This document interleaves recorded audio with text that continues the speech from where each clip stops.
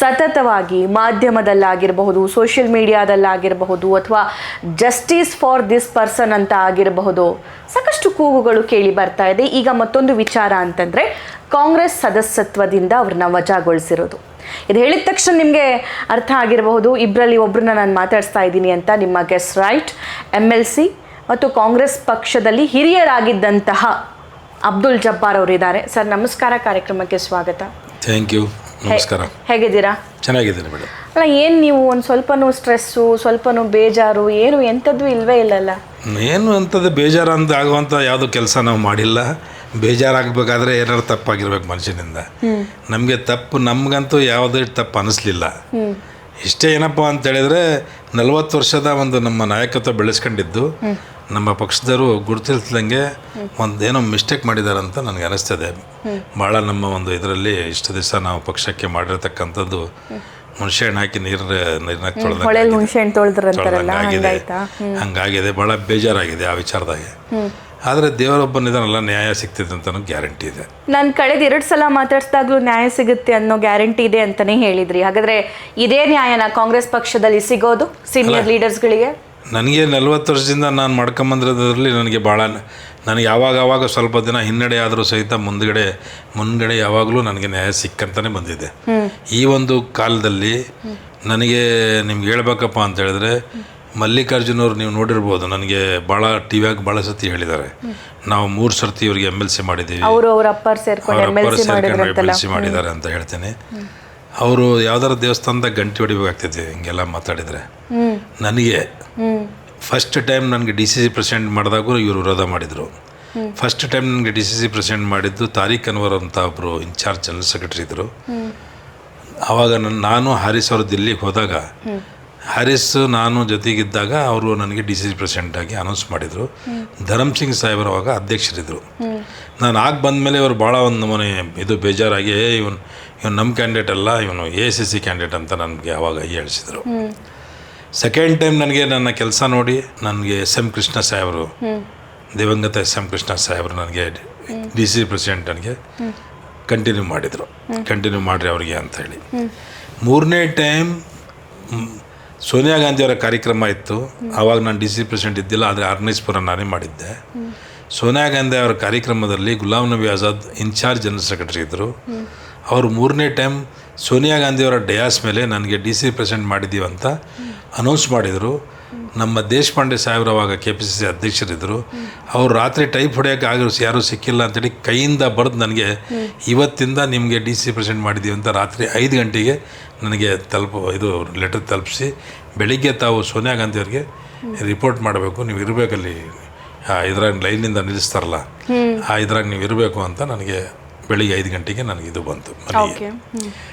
ನಾನು ಹೋಗಿ ಬೆಳಿಗ್ಗೆ ಕ್ಯೂದಾಗ ನಿಂತ್ಕೊಂಡಿದ್ದಾಗ ಲೈನ್ನಾಗೆ, ಆವಾಗ ಗುಲಾಮ್ ನಬಿ ಆಜಾದ್ ಸಾಹೇಬರು ನನಗೆ ಇಂಟ್ರೊಡ್ಯೂಸ್ ಮಾಡಿಸಿದ್ರು ಮೇಡಮ್ ಅವರಿಗೆ. ಇವರೇ ನಿನ್ನೆ ರಾತ್ರಿ ನೀವು ಹೇಳಿದ್ರಲ್ಲ DCC ಪ್ರೆಸಿಡೆಂಟ್ ಮಾಡೋಕ್ಕೆ, ಇವರೇ ನೋಡ್ರಿ ಜಬ್ಬಾರ್ ಅಂತ ಅಂದರು. ಹಿಂಗೆ 3 ಸರ್ತಿ ನನಗೆ ಆ ಟೈಮ್ ಮಾಡಿದರು. ಇವರು ಅದರಾಗೆ ಒಂದು ಪೈಸದ್ದು ಇವರ ಕಂಟ್ರಿಬ್ಯೂಷನ್ ಅದ್ರಾಗಿಲ್ಲ.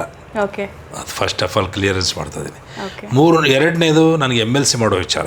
ಇವತ್ತು ತನಕ ಒಂದು ಸಣ್ಣ ಮನುಷ್ಯನಿಗೆ ಇಂಥದ್ದನ್ನು ಮಾಡಿದ್ದೀವಿ ಅಂತ ಅವ್ರು ಹೇಳಿಬಿಟ್ರೆ ನಾನು ಹೇಳ್ದಂಗೆ ಕೇಳ್ತೀನಿ.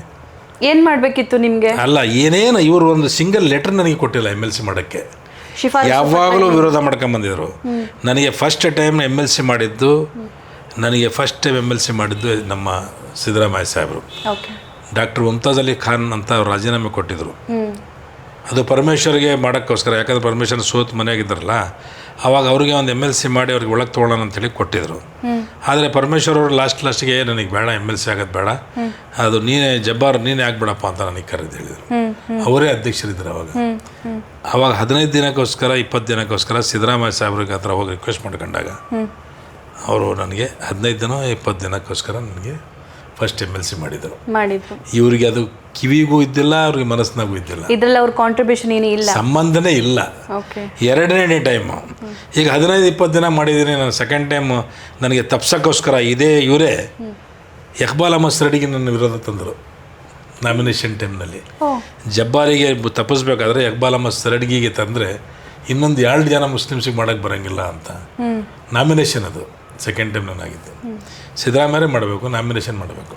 ಅವಾಗ ಸಿದ್ದರಾಮಯ್ಯ ಸಾಹೇಬ್ರು ಎಷ್ಟು ಸ್ಟ್ರಾಂಗ್ ಇದ್ರಪ್ಪ ಅಂತ ಹೇಳಿದ್ರೆ, ಇಕ್ಬಾಲ್ ಅಹಮದ್ ಸರಡಿಗೆ ಎಲ್ಲ 4 ಜನನೂ ನೀವು ಮುಸ್ಲಿಮ್ಸಿಗೆ ಕೊಟ್ಟರು ಜಬ್ಬಾರಿಗೆ ಬಿಡೋಂಗಿಲ್ಲ ಅಂತ ಅಂದರು.